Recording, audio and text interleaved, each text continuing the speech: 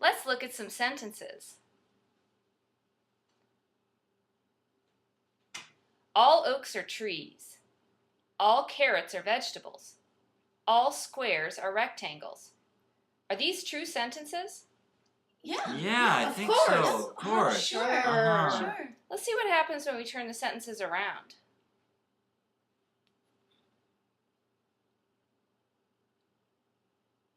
All trees are oaks. All vegetables are carrots. All rectangles are squares. Those No, aren't no, right. no, That's I don't silly. think so. That's all wrong. Well, all the vegetables in my house are carrots.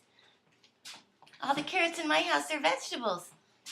Is it true that if we take a sentence starting with all, a true sentence, and turn it around, does it become false? I don't know. I don't. Let's think about that. I don't know. That's a very good question. Yeah. How about all tigers are How about all tigers are tigers? That's true when you turn it around. Tigers! Tigers! Oh my goodness! Where? Ah! What about the sentence, all people are animals? Yes, that's a true sentence. I agree with that. Oh, wait a minute. That's not true.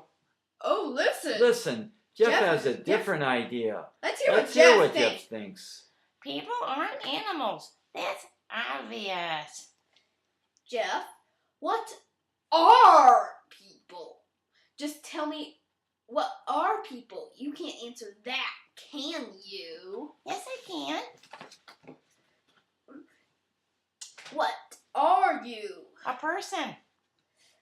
What's a person? A living somebody. A living somebody could be a whale. No, I said somebody. Not an animal. I want to know why everybody's getting so huffy about a little discussion. Well, we're thinking.